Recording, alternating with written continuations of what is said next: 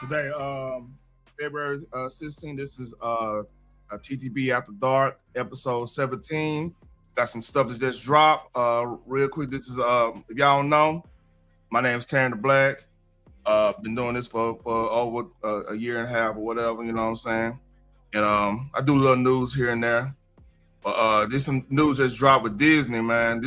I literally just walked in the door, clicked on X, and I saw this the first thing. So apparently they got a new cartoon called Captain Durag. So I don't know if this is true. I don't know if this is just them playing around, somebody roasting, but hey, here we go. You just gonna stand there all day like a bunch of soggy laundry? Help a brother out. A little flipping, hold all the laundry tight. You gotta dip in, then put these out of sight. When you're training to defeat the clutter, you need to whip it right. Let me introduce myself. Captain Durag, bring it superhero funk. Captain Durag, cleaning up that evil junk. If you're out there doing wrong and you hear this funky song, watch out for Durag. He eats rabbits for lunch. Flip it, dip it, whip it. I think I'm getting the hang of this. Me too, AJ. I feel like a new rabbit. I usually only feel that way on my birthday, you know. Flip it, dip it, whip it. There's more where that came from, super duper AJ. Then let me at it. I feel like a lean, mean, cleaning machine. Flip it, move the laundry in its place. Then you dip it and put these toys away. It's easy to defeat the clutter when you whip it up this way. Let's groove and clean it up. Captain Durag, bring it superhero funk. Captain Durag, cleaning up that evil junk. If you're out there doing wrong and you hear this funky song, watch out for Durag. He eats rabbits for lunch. Flip it, whip it, whip it. Ah! This can't be real. Or if this is real, boy. Hold on. Let me go back. This gotta be a prank. This has gotta be a prank. Man. I gotta see if it's real. Yo. I gotta check this out to make sure this is real or not. Hold on. I gotta check this out.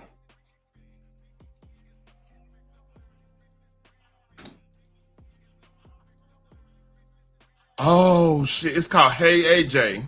It's an episode off of Hey AJ. This is real. Oh shit! This is real. They got it. All right. This is hilarious. So this is off Hey AJ on Disney Junior. It's on episode 8 of Hey AJ. Let me see.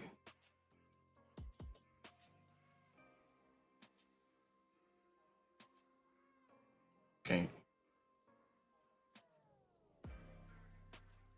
I'm not gonna be on TikTok, but yeah, that's legit real.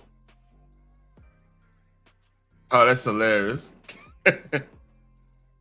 So let me repeat. A CB3, you ain't gonna believe this. This is actually.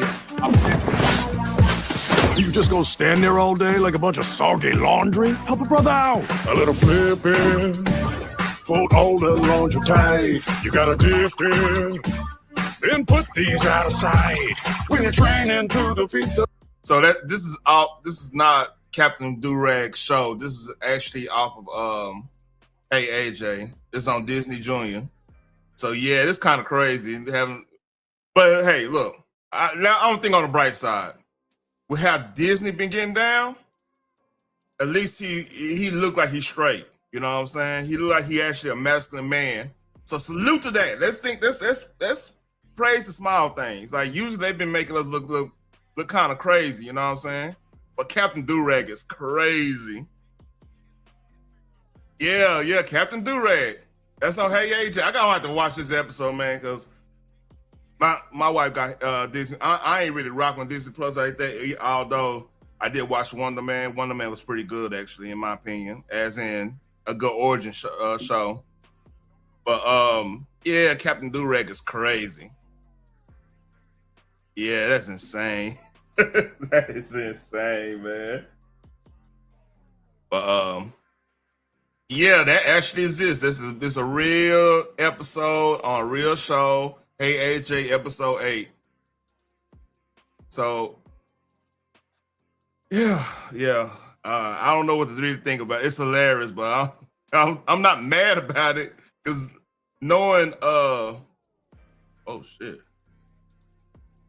knowing Disney, they would have made shit. Disney 2 years ago, shit, he would have had a Rambo do-rag on.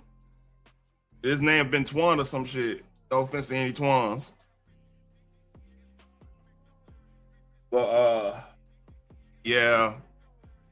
All right, gotta get to Jordan news. This is crazy. So if y'all don't know, let me do this.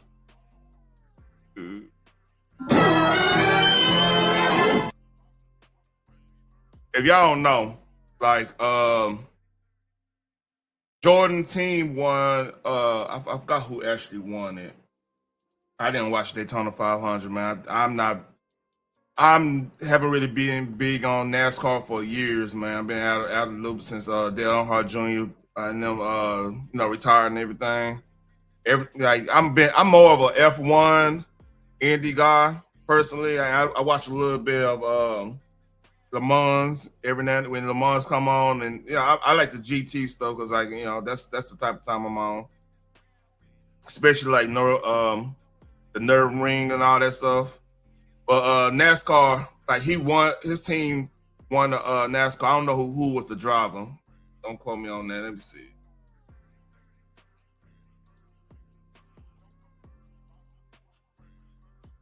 All right. So this drop and people trying to cancel my MJ.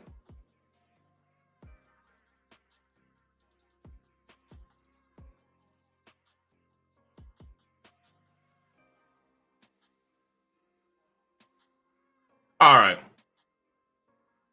This is first of all, we have to establish some things, put everything in context, right? We are in a hyper sensitive climate when it comes to the celebrities with anybody underage and anything like that, just because of the Epstein, the Diddy stuff, the everything going on with celebrities and everything. So like the list coming out, I'm gonna get on more of that. What's going on? All that stuff coming out. It's this is probably bad timing on Jordan part.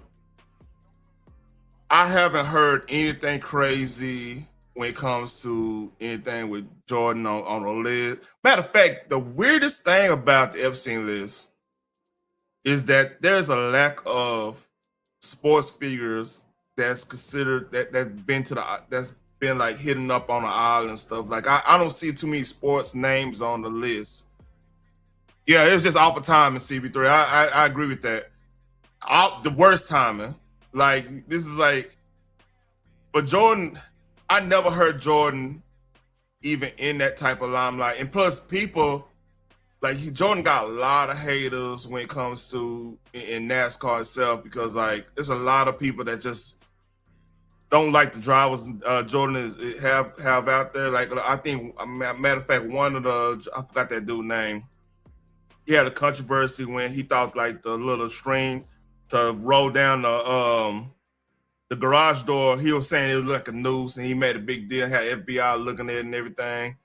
So yeah, NASCAR being in kind of a bad situation as of late, and a lot of people blame like the Jordan drivers for that, which people, you got the element in NASCAR because NASCAR, like, shit, man, like, come on, who was a big Bubba Wallace, Bubba Wallace.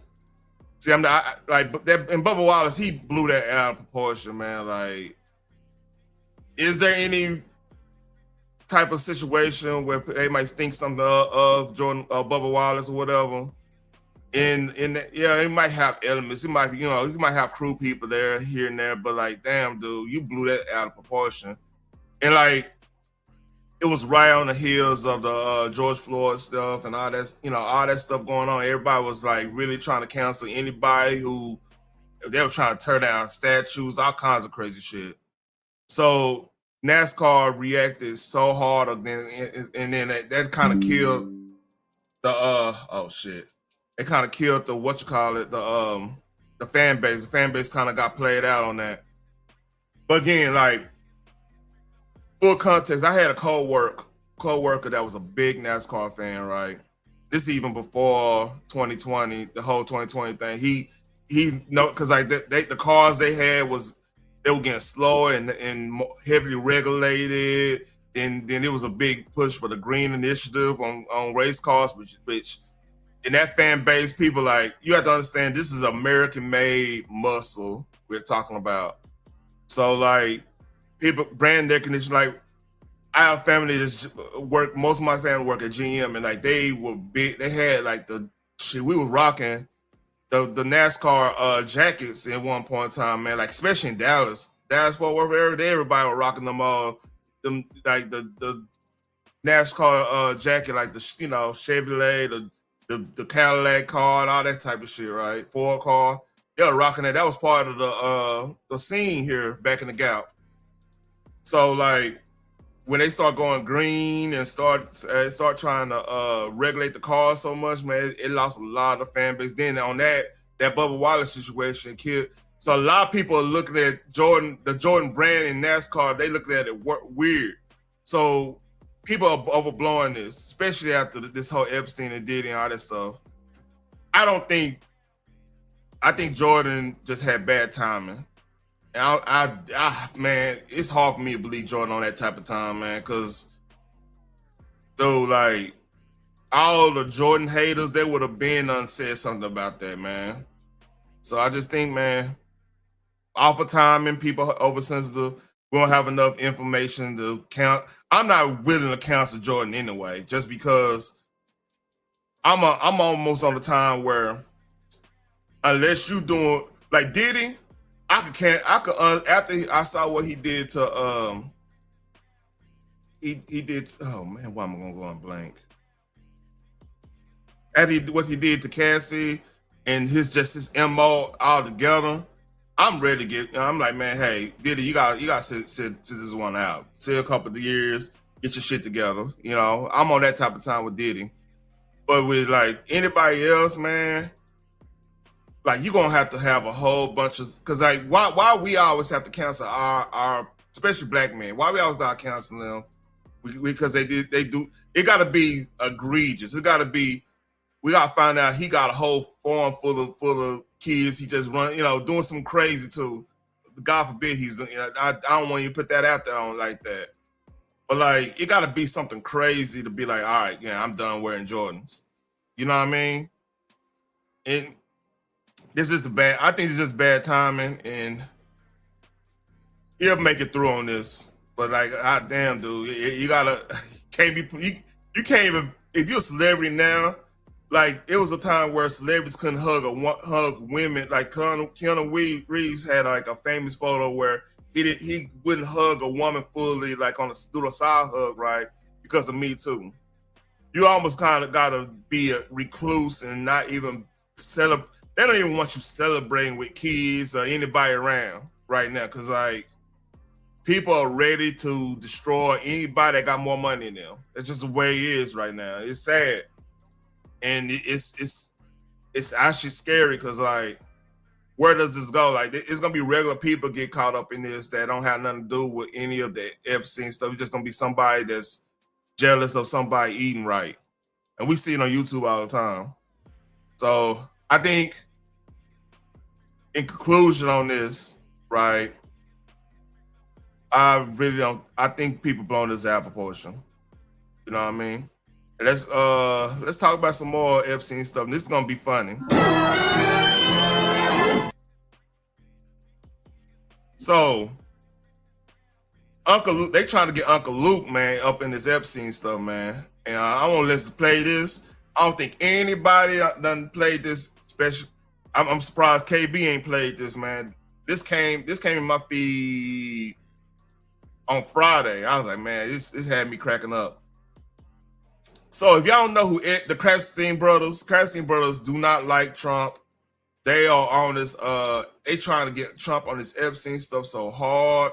They don't want the main purveyors of keeping that narrative alive. So here's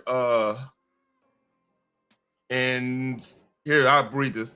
Breaking audio recording of rapper Uncle Luke talking about a party he went to at Mar-a-Lago. A lot of women ain't of age, so when you have a whole bunch of these women running around, whether you know if they are age or not, you know there is a lot of things going on. Some women look too young. Yeah. Oh, yeah. Talking about it's time to ban Trump. So this is Uncle Luke responding to this. Let me get into this Luke going to Trump party controversy that all of a sudden hit the wire today. Before I get into the rest of the show, this Uncle Luke going to Donald Trump and seeing drugs and seeing people underage and all that and everything. Number one, let me just say this. I voted for Kamala Harris. I supported Kamala Harris. Bullets. I'm a Democrat. That's number two. Number three, I don't lie on people at all. I don't lie, period. When I went to Donald Trump, when Donald Trump invited me, Mike Tyson, along with Eddie Murphy, we rode up there. Trump invited us. Donald Trump was a Democrat at the time. I didn't even, to be honest with you, I didn't even know what his party affiliation was. I just knew that Donald Trump had nice, cool parties. And to be invited to a billionaire house in West Palm Beach, Mar-a-Lago, which was a cool thing. He hung out with all the other rapper executives and all the other black executives, did fights. He had a USFL football team and all that cool thing. So the man was also mentioned in maybe 1,500 rap records where every rapper from New York glorified him. You see what I'm saying? This was Trump. You hang out with Trump, was a cool dude.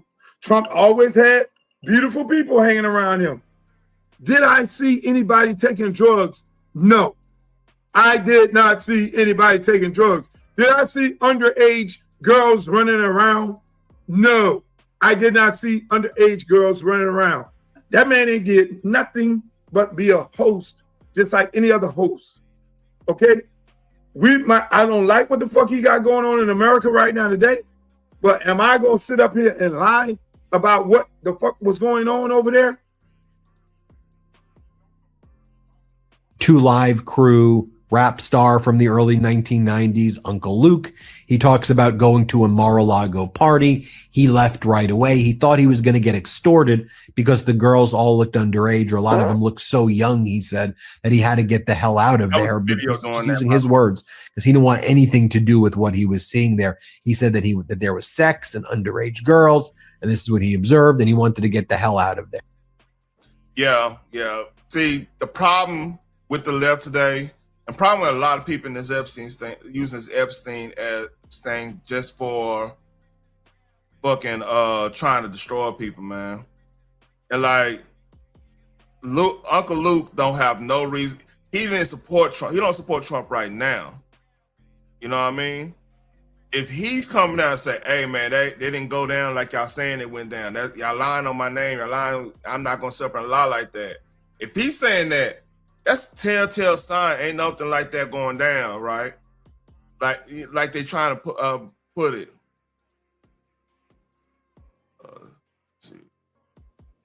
So yeah, man. Like shout out to Luke, man. I mean, Luke didn't have to do that. Luke could have jumped on a little party and make it look like shit. He was on that type of time.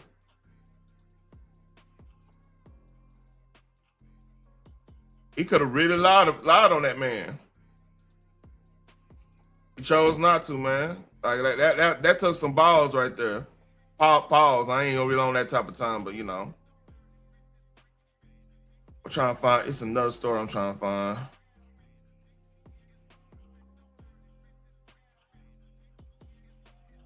Yeah. Okay.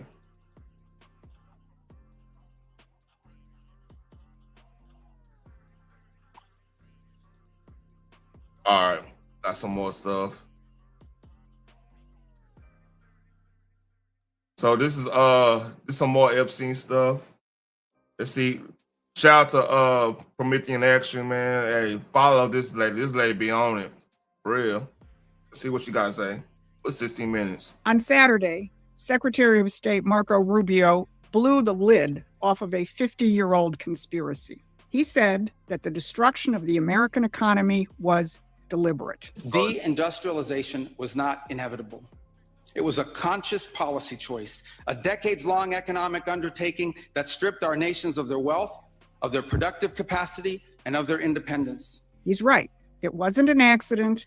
It wasn't market forces. It was a plan written down 50 years ago, and today we're going to give you the receipts. Now, you've seen the reports about the U.S.-European face-off at Munich, how the globalists marched a lineup of failing European leaders and American has-beens and wannabes onto the stage to challenge President Trump. But even the pro-MAGA coverage of Marco Rubio's powerful speech missed the bombshell that the deindustrialization was deliberate. Now, we didn't miss it. Makes you think a little bit about the Epstein thing, because if you go look at like his own words from the Vlad interview, such did Nick, not Nick, and God damn, I forgot the name, but like Bannon, when Steve Bannon had, which is crazy, which is eerie that he did the interview.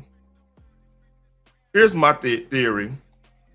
I think Epstein was pretty much an op to get people that's part of industry. It's industry is part of people that's the up and coming industry that's not going to be easily controlled throughout anything else other than them doing they dirt and getting them to do their dirt in his own sanctioned operations part, right? To have blackmail stuff on them, because like I said, like if you put a nerd that all he been doing from yay high was work tinkering. What's up, Phoenix? What's up, Selena? Tinkering with PC parts and don't even know women that way, and happen to get look up and get a wife, but not necessarily going out there sowing their raw oats, as I said, like an athlete and like a person that's more akin to like social gatherings and everything, right? You put them in a position of now you got attractive women, you think it's women. You could train a 16, 17-year-old chick to act like they're 22. Like you could literally just put them on game, have them interact with the same type of stuff a 22-year-old would be. And like somebody don't know women like that, they'll fall victim to it every time. Like that's to me that's a big honeypot situation. They go and party with these young girls, not thinking they think they're 22 or whatever. These girls fucking around real. In some cases, they probably know they're young, but like Epstein said, "Oh no, I got you, man. Hey, you hook me up, I got you. It's gonna be secure. It's gonna be this. It's gonna be that. All that bullshit there, the rigmarole."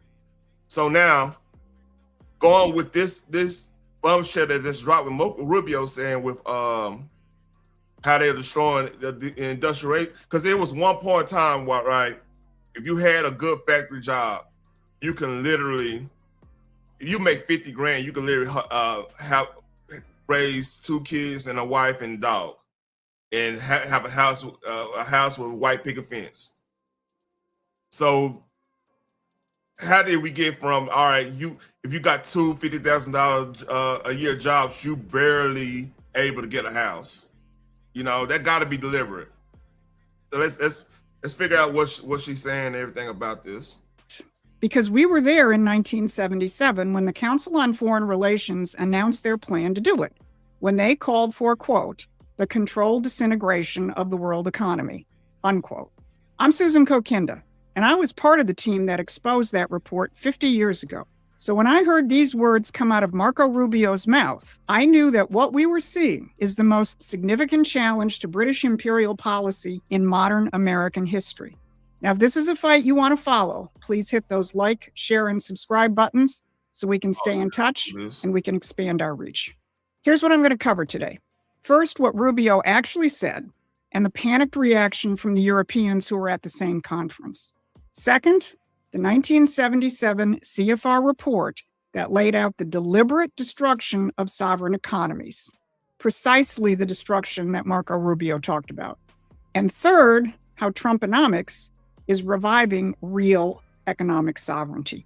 So let's start with what Secretary of State Rubio laid out at Munich. In this delusion, we embraced a dogmatic vision of free and unfettered trade, even as some nations protected their economies and subsidized their companies to systematically undercut ours, shuttering our plants, resulting in large parts of our societies being deindustrialized, shipping millions of working and middle-class jobs overseas, and handing control of our critical supply chains to both adversaries and rivals. Deindustrialization was not inevitable.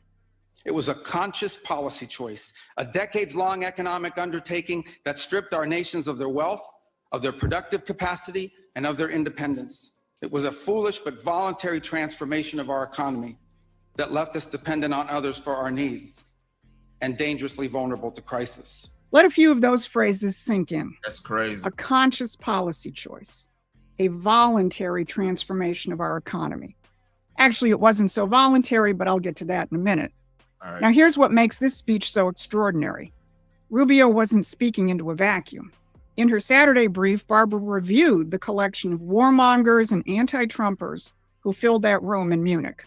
And she reported on the fact that the theme of the entire conference was, quote, under destruction.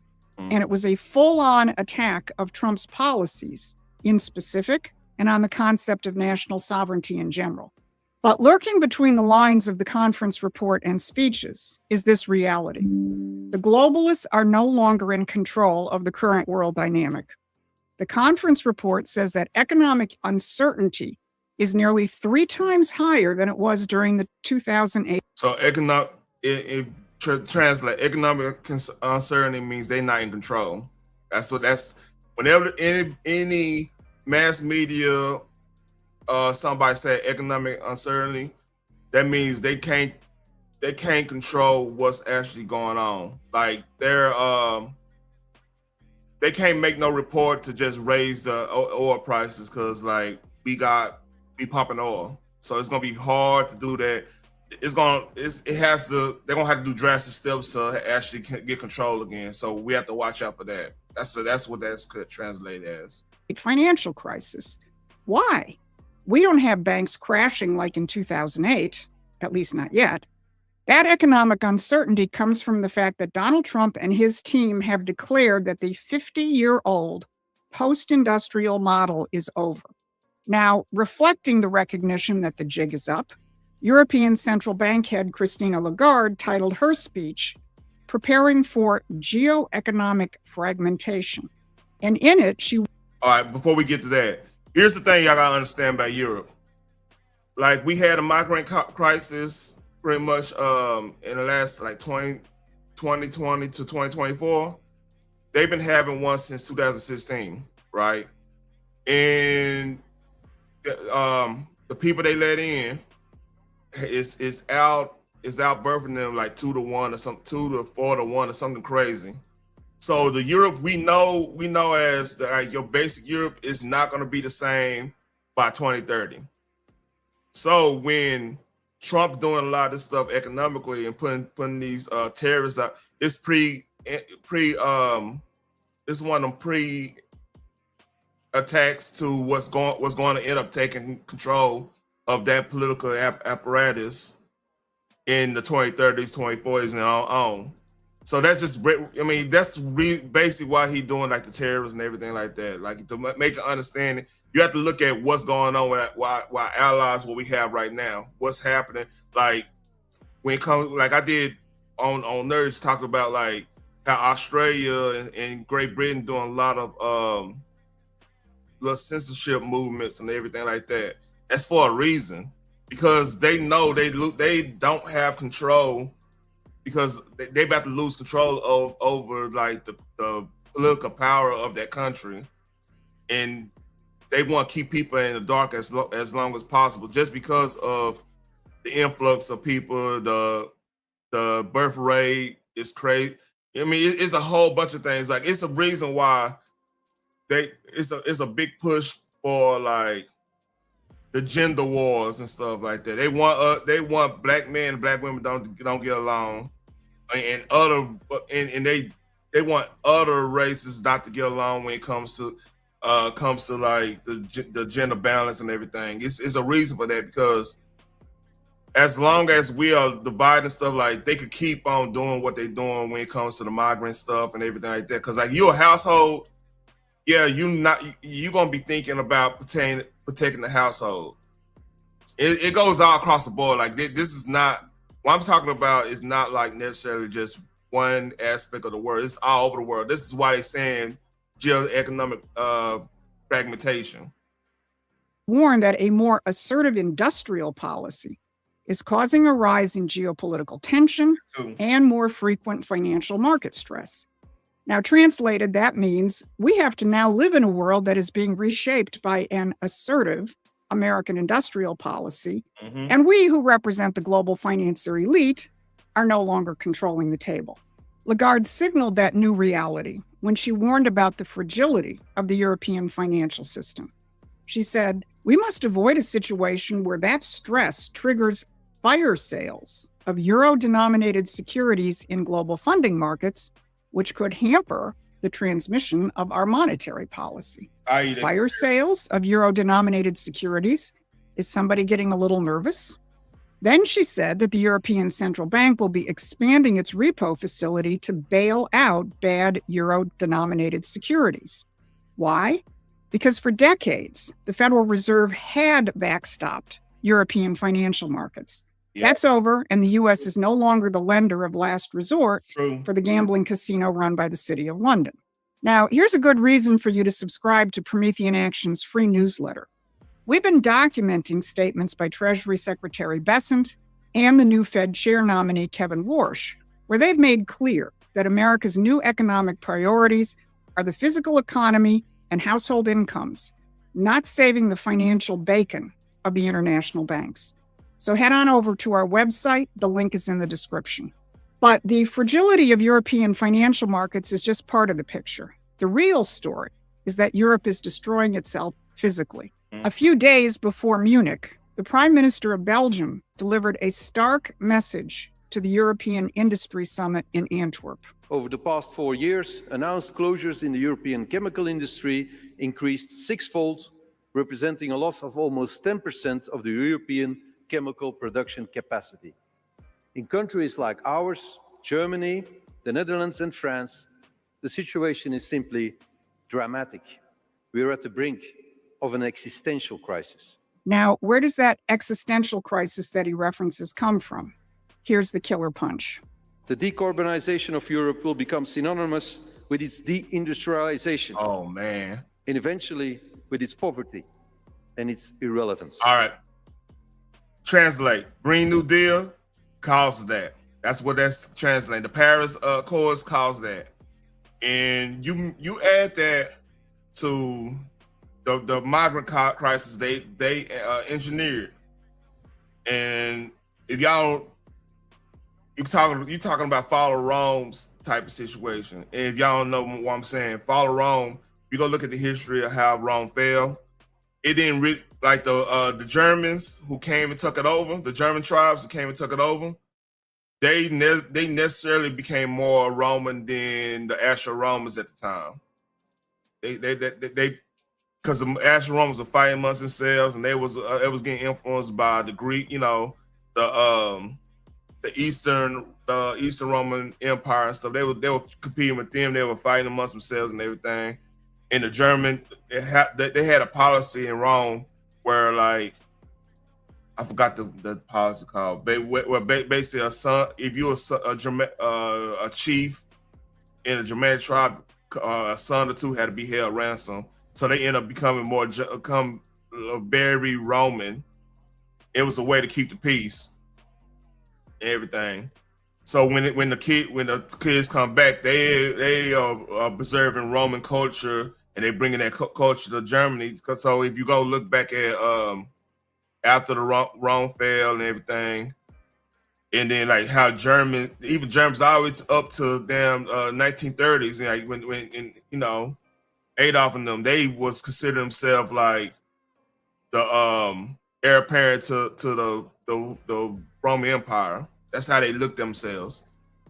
So yeah, that's what's possibly going to happen if you did. If people don't have jobs, if you bring these people in and it's abject poverty and everything, sooner or later somebody going to wise up. And this is when you get to Antichrist. You go look at Nostradamus. This is when you get to Antichrist situation. Somebody gonna rise up and it's gonna make sense to a large number of people, and then there you go. You got the situation at hand.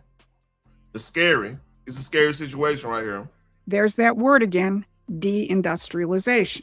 The Belgian Prime Minister is saying the same thing that Marco Rubio said at Munich and that Commerce Secretary Howard Lutnick said at Davos. The globalist system of free trade and green insanity is a failure, and it has gutted the industrial base of the nations that succumb to it. Now, Rubio called it a conscious policy choice. That's the polite version. In 1977, the Council on Foreign Relations spelled it out in much blunter terms. They called it controlled disintegration. Mm-hmm. And when you hear what they wrote, you'll understand that everything happening in Europe right now and what was happening in the United States was the intended outcome. Now, before we get into the So you have to understand too, in 1977, that might be the weakest point America was since the founding, right? And the reason I'm saying that, you had Carter in there, you had the Malays, you had that. Honestly, I mean, that's how you had embargoes happening. You had a lot of stuff like Project Paperclip was exposed. There was a whole bunch of things getting exposed at that time. You had spies everywhere in our CIA and FBI and stuff. It was a lot of stuff going on during that time. So, and that's when I think the Soviets was doing a lot of they were doing, but they were doing a lot of different type of espionage where you had like the whole frog in the boiling water approach to our country, because they know, like, compared to 1917 Russia with the Tsar and stuff, it was harder to convert people that's happy into communism. You have to have control. You have to have control situations where, okay, they play on part of like the Civil Rights Act. They play a part of the like the hippie movement or whatnot, and little stuff. Then just we have to make our situation slowly but surely just unbearable. And that was the way they could get us to convert ourselves. Because it's not like if we have a king and like half of us don't have, like majority of us don't have rights unless you're a part of the nobility class and everything, and that varies, and you at the all the oaths you gotta take and all this stuff, you can't really be your own man type shit. That's easier for a communist to go and subvert that. But it's harder when, okay, we could be political, but we could go and still make our money here and be happy, be relatively happy. Even with the civil rights situation, right? In some places, like Black people was eating, even when we weren't supposed to be eating. Like we were eating, making money, having land, doing well, being self-sustaining and everything, even during the heart of Jim Crow. So like a lot of people was like, yeah, it's cool, y'all doing, but like, hey, we eating right here, we good. We just don't want to be best when we had to go to a certain town or this and that. It was just one of those, hey, if you could eliminate the situation when it comes to like just getting treated fucked up, if we part of, like, for example, like the whole like you're a football player and you going to the combine. I forgot that story with the Syracuse. I forgot that dude, he died of cancer. I forgot his name. But yeah, we want to leave. And a lot of that, the segregation part, the whole color only, water fan stuff, and a lot of that got challenged through the business community. People don't know that. Like, the business community was like, hey, I don't have to do this up north. Why am I doing this down here? I'm spending too much money appearing to these laws. So they was challenging stuff way more than just your average Joe. Because like your average Joe, if you grew up in it, you're gonna be like, all right, well, I just know not to rock with them. They don't want me here. You know what I'm saying? Until it became untenable. And like, you know, your Selmas and stuff like that, and you know, Rosa Parks and everything. But yeah, a lot of this stuff just been placed here because it was a game plan from the Soviets. Because I mean, everybody was fighting they were fighting the Cold War their way. We were fighting the Cold War our way. We were outproducing them and better producing them. It's better. And they just did the infiltrate way, like we see today. 1977 report itself. Let me give you a little historical refresher, especially for those of you who might be new to this channel. After the assassination of William McKinley, the last American system president at the turn of the 20th century, the British Empire launched a project to return the United States to the imperial fold. Part of that project was the founding of the CFR in 1922 as the American arm of the British Round Table. But despite decades of subversion, the United States hung on to some semblance of economic sovereignty and industrial development until the 1970s. That's when the CFR launched their 1980s project, which produced a series of blueprints for destroying modern industrial society. Yep. One of them was entitled Alternatives to Monetary Disorder, and it let it all hang out. Here's what it said. A degree of controlled disintegration in the world economy is a legitimate objective for the 1980s, and may be the most realistic one for a moderate international economic order. So that tells me something about, like, with Reagan. Like, if you go look at Reaganomics and everything, all that shit pretty much worked. But what we talk about with Reagan, we talk about three things. Your libertarians gonna bring up your libertarian, probably your red pill cat will talk about no fault divorces, which wasn't necessarily a bad thing. In the 1986, I think Brady Bill, I think that's Brady Bill when it comes to the you know, Second Amendment to guns and stuff. Like, those are two things but like in the black community, everybody blame Reagan for bringing crack in the thing. So what that was designed to do, because you have to understand, like, with administrations, especially when you deal with like you're dealing with, you know, strained geopolitical situations, you're gonna have people go rogue and do things. You're gonna have people you know, and then with all the economic progress that happened on that time, which actually helped out Clinton, Bush Senior and Clinton, like all that stuff happened. Only thing we're gonna remember about Reagan was the crack epidemic when it comes to the black community, you know, and that's all by design. So it's they always gotta like I said, to destroy the world economics.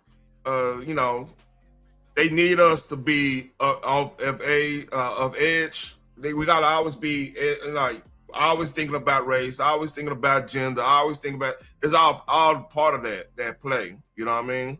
So we don't actually see what's going on, how to really make, you know, survive in this situation. It's all play, man. Let that sink in. Controlled disintegration, a legitimate objective to achieve their moderate international economic order. Now, when you hear the words moderate international economic order, translate that into the current terms of rules-based order and liberal free trade system, which the Davos and the Munich crowd are trying to save. And the CFR knew exactly what tradition they were dismantling. They cited Alexander Hamilton by name. Yep. Here's how the CFR described the ideas which oppose their system. They were eloquently addressed by Hamilton in his Report on Manufactures of 1790, in which he expressed the opposition of American nationalists to their country's assuming the role of a raw materials exporter to Britain.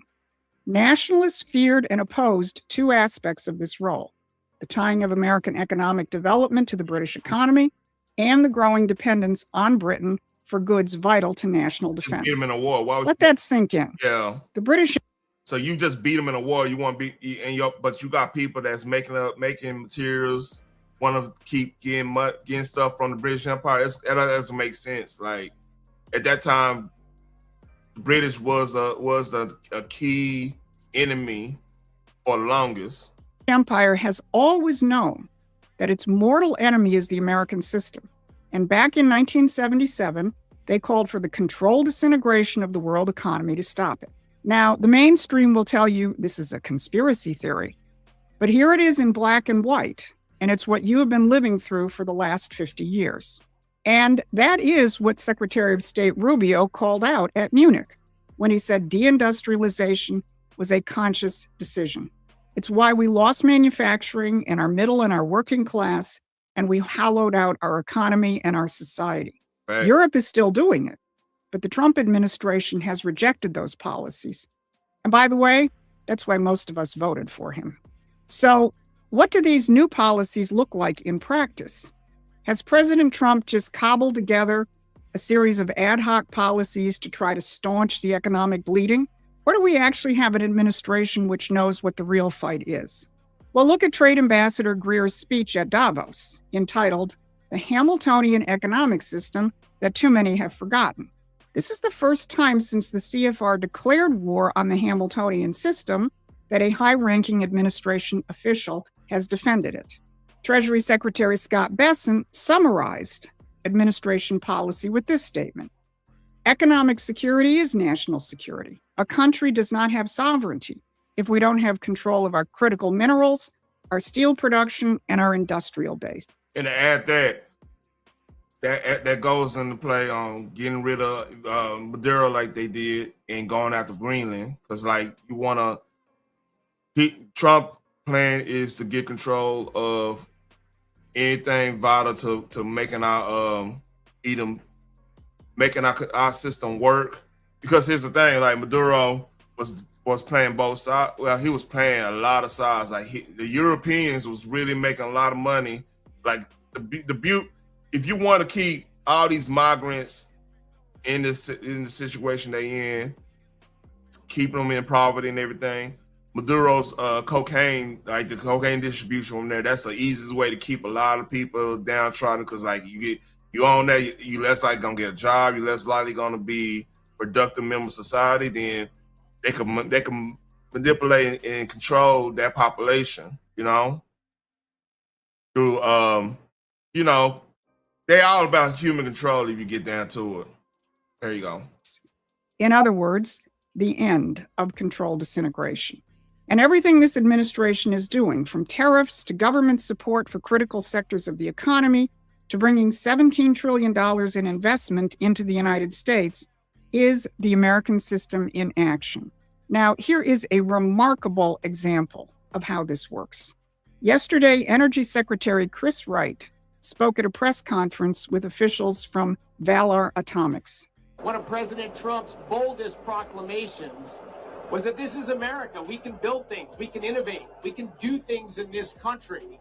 And in fact, he set out a very bold goal. This is just 12 months ago.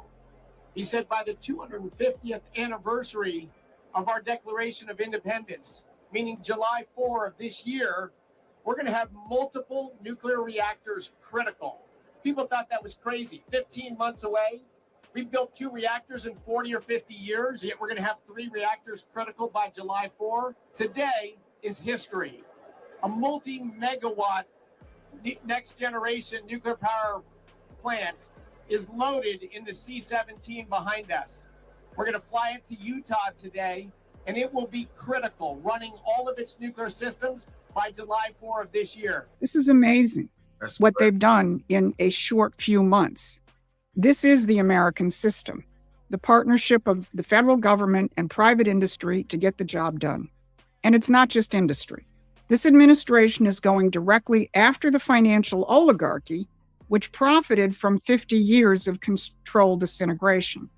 This week, White House advisor Peter Navarro went on national television and called Jamie Dimon, the CEO of the biggest bank, JP Morgan in America, an SOB. Jamie, I'm talking to you right. Here's another thing. Diamond, I think he on the Epstein files too, by the way. Just give me FYI. Right now. You, SOB, are the biggest beneficiary of interest rates on credit cards that are up to 30%. You, Jamie, the company you own is the biggest beneficiary. So you come out and act like, oh, you're acting in the public interest, and people don't look behind the hood. That guy is a usurious thief that's hurting the American people. He should shut up until those things come down. We don't need his advice. Now, what's the issue? You know what's funny? Where all these people complain about Trump, if you look at every business they run, they are all collectively bringing more stress onto the middle class of America, right?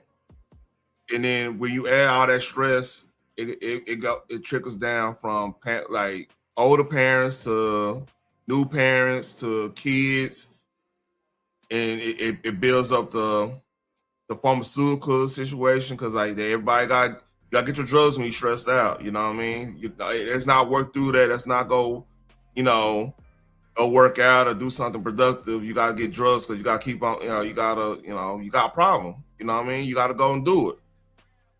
And then like if something go wrong, let's say they so drugged up, then they say they go do something dramatic like a certain event at a school or whatnot. Now you want to blame the Second Amendment. So it's almost like they the biggest people contributing to the stress of the American people. But then they crying because now you got somebody in there that's trying to take away, trying to get things back in order. Because like if you notice, you didn't hear about school shootings prior to 1977. You know what I mean? Yeah, you probably had riots and everything like that because there was another op going on when it comes to like,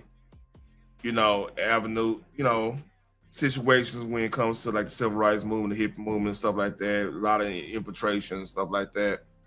But when it comes down to it, like even this has been an ongoing thing. Like you didn't have school shootings like that. Even with all the gun, like you gotta think about it, in the 60s, everybody had something. Like legit, like you could have a gun rack in your truck, go to school, and nobody think nothing of it because like you probably gonna go hunting after that. But I mean, even as early as like even the 90s, like you still had that in some places or whatever. Like it done got so bad, and this is part of the destruction of the middle class, destruction of our economy that pushes that stress level so up, pushed on all fronts and everything, right? So like, you could actually make a case of blaming the people that run those industries of causing this, that the ones that's complaining right now, causing all the situations we had when it comes to racial relations as of late, when it comes to gender relations, when it comes to everything, really. I mean, I hate to be the one to be blaming the billionaires because I'm necessarily not. I don't think all billionaires are part of that. But I think those complaining about Trump, they definitely part of that. I'm not gonna sit up there and be dumb and not acknowledge that. The Trump administration is demanding the banks lower interest rates on credit cards from the 20 to 30% range where they are down to 10%. Jamie Dimon's response, it would be an economic disaster. Did you catch that? He's admitting the entire consumer credit system depends on gouging you. And here's the thing though, right? I don't.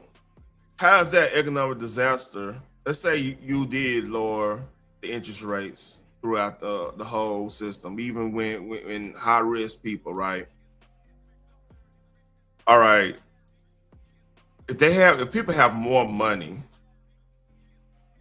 to pay off those and stuff, I don't get the logic now. I don't have to see what they trying to say, because that logic doesn't make sense. Like more people gonna have more money to constantly spend, constantly bring more money back to you, or they're better yet, they probably won't even use the credit card as much, knowing like for emergency, they'll be more responsible about it. I don't know. I'm spitballing here. That's the financial model that the CFR's controlled disintegration was designed to protect. And now the White House is telling them it's over. Trump isn't just talking about reversing deindustrialization. He's doing it on every front: trade policy, industrial policy, massive flows of investment into critical sectors, both public and private. This is the most comprehensive challenge to the post-1977 controlled disintegration in modern American history. And Marco Rubio's speech at Munich made that clear. This administration knows that deindustrialization was a conscious policy, and now we are embarked on the opposite: reindustrialization, and with it, a society that actually works. The Munich conference was not just a confrontation between the Americans and the Europeans. It was a confrontation between two systems: the imperial system of deliberate controlled disintegration, laid out in 1977, and the American system of economic development. Europe is still clinging to the former, although there's some pushback from countries like Belgium. The Trump administration has consciously chosen the American system and is inviting other nations to join in this rebirth of the fundamental values of Western civilization. This is working. The American system is being restored. But the architects of controlled disintegration aren't going to give up. They're banking on the midterm elections less than 9 months away to stop it. If you notice, there's a big push of making everybody upset. Want to be upset about ICE? Look, I'm like, I said this on here. Like, if people out here scamming, get them up out of here. People out here breaking the law, especially when they here illegally anyway, get them up out of here. You know what I'm saying? I don't see any issue with that, because like if I broke the law right now, that nobody will bat an eye if I went to jail. Let's call it for what it is. You know, I'd just be another nigga in the penitentiary. Call it for, hey, this is 100. So yeah, they want to make you upset right now, man. And I got what? Two more things. Let's go. So this is Michigan State Majority Leader Mike Shirkey supposed to January 6th. Like, a lot of people talk about January 6th and stuff. Like, just look at how that whole thing played. It didn't look like. I'm telling you right now. And this is just common sense here. This is not me knowing any inside knowledge or anything. If the right wanted to do the worst thing on January 6th, if they're on that type of time, with the amount of guns people on the right have, that could have been a real situation if they were on that type of time. See, what hurts this narrative about January 6th, right, is that you have to suspend common sense. You have to think about. You have to be like, oh, yeah, well, yeah, it was the worst thing. You got to think like that, which makes no sense when you really know who you're dealing with. Like, number one, the right doesn't protest. Number two, when most people in the right, a lot of them are veterans. They have an understanding of military tactics, the whole nine. And that's why, like, that was so unusual how that went down. You had to have bad actors, because if the right was really on that type of time, that thing would have went way different. That could have went way different. And the thing is, when you have people, you got infiltrators in like movements, you have to watch out joining movements and everything, man, because like you have infiltrators. Like, matter of fact, speaking of that, if you go look at how January 6th went down, right? Some people got let in, some people was doing extra stuff. It was a whole bunch of stuff going on. Then you turn around, you go research Woodstock 99 on how that went down. Like, and look at the George, like some of the riots, how they were starting the riots and the George Floyd thing and Ferguson and all this stuff. It's a scripted way they doing things, how they agitate people. And they usually busting people in. Like even up there in Minnesota, right? I ain't gonna say right now because I think they pretty settled down now. I don't know. I haven't really seen a lot about that. They probably, police is actually doing their job up there now. But like even when you see like these people come, you see, I mean, there's a whole Reddit full of folks showing like the Umbrella Man and this person, like these professional. Like I did a thing about that Black Panther that was supposed to be like a West Side Paru dude, and he get kicked out. He just started doing his own little thing, and then the Panthers caught wind on him and kicked him out, told him not to use their thing, so he started his own thing. So yeah, like you got those type of cats out here, man, that's paid protesters. So make you think, man, like how many people are paid to do a lot of this stuff? So hey, let's get to this slight bombshell, which is kind of obvious. Why wasn't there more security in there? Yeah, there was 30 guards out back there. It was ridiculous. It was all staged. You think it was DC, the mayor influenced? I think she was just a public. Yeah. I think it was kind of high. How does that? Hell, Mitch McConnell was part of it. I was going to say. He was the one that was part of the decision making how much security they have on stage. I think they wanted to have a mess. I know they wanted to. There's no other explanation. The moment, like. But they wouldn't have had a mess with you guys. They had to have also recruited this other group of people. And then I do believe, because I don't know if you guys have been caught up in it. When you're in mobs, you can get caught up in emotion. Oh yeah, I would tell you go. You can get caught up in emotion. Especially when you're getting tear gas and such. Some of those folks probably just got caught up in emotion. Well, they had a guy with a loudspeaker up on that tower. There was a tower and there was everything in the back. And there was a dude on a loudspeaker hanging everybody on, telling everybody what to do. Like, reinforce this side, reinforce that side. Like, they're going through over here. Like, it was definitely something to behold. I'm sure it was fantastic to watch. Good fantastic. Yeah. Like, unbelievable. Really interesting. Yeah. It was I'm glad I was there. It was a surreal moment. Yeah.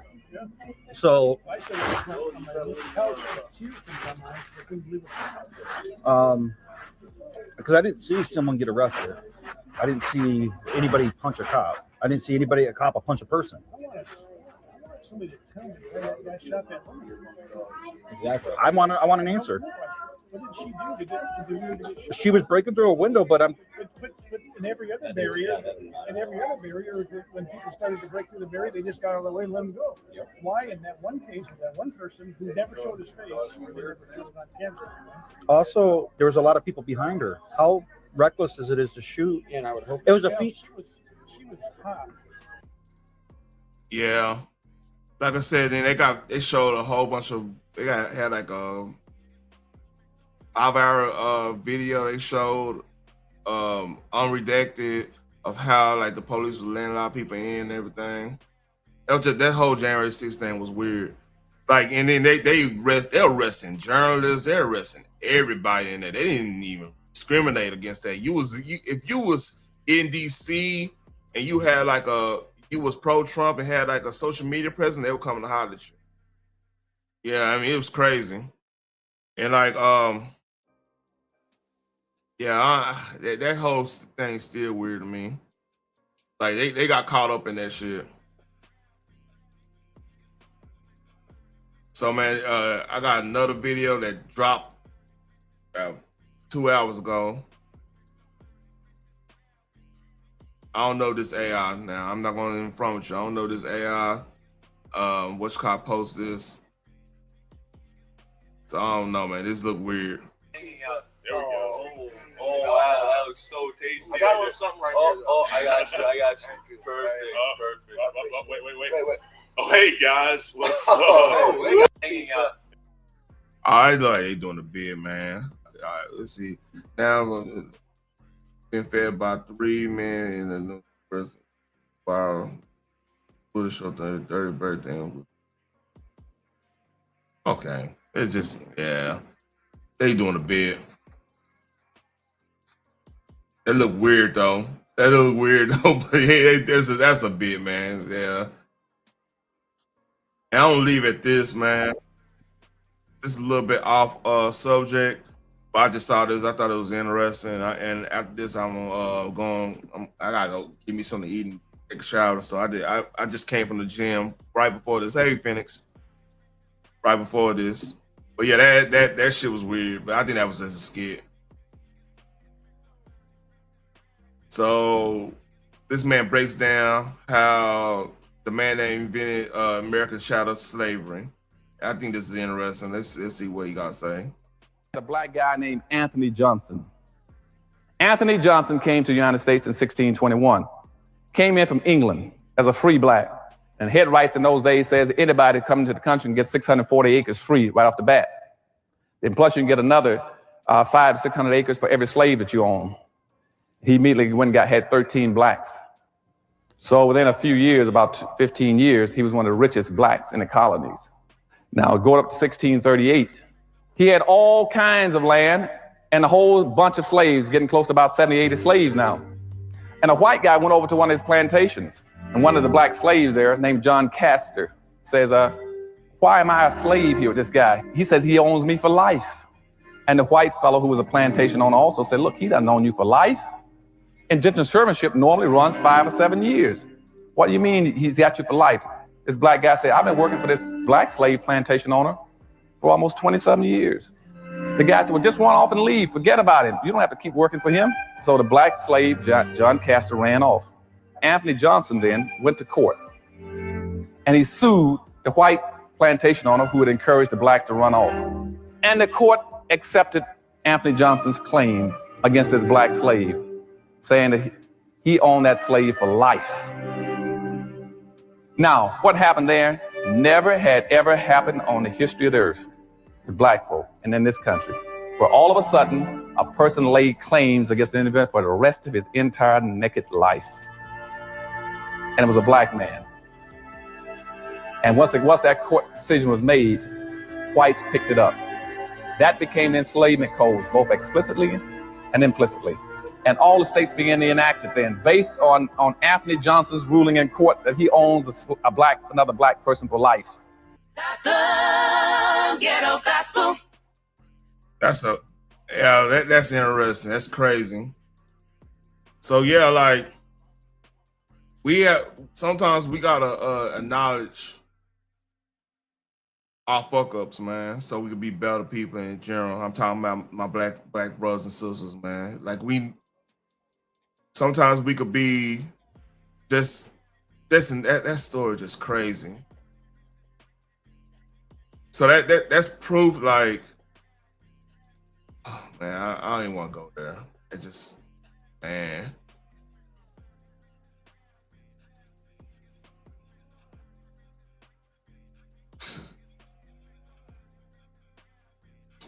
I don't know, man. That just that hit different.